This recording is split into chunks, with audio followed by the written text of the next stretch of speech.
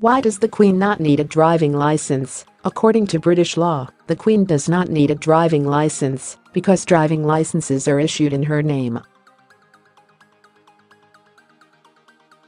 As part of discretionary powers or rights that only the sovereign enjoys, she is excluded from the regulations and laws governing the road.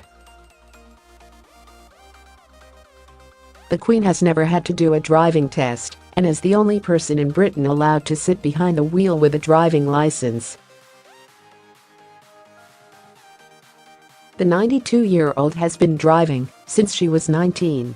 The then Princess Elizabeth learned to drive a car at a training center in 1945 while working in the Wartime Auxiliary Territorial Service. The Queen's passion for driving has been well documented over the years, with photos capturing her behind the wheel.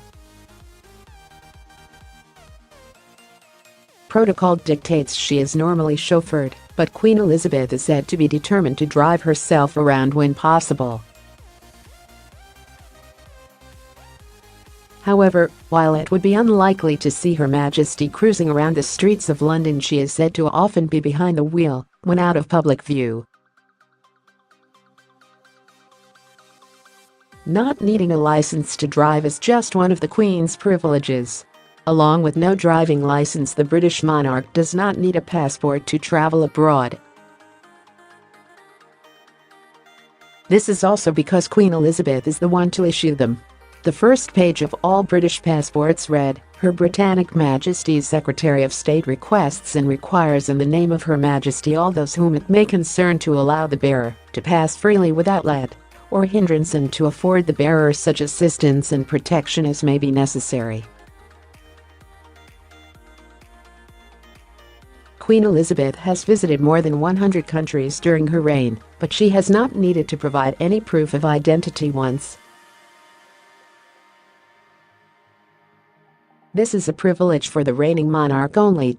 Royals including Prince Charles and the Duke of Edinburgh have to hold a passport. The Queen is the only one exempt from the rules.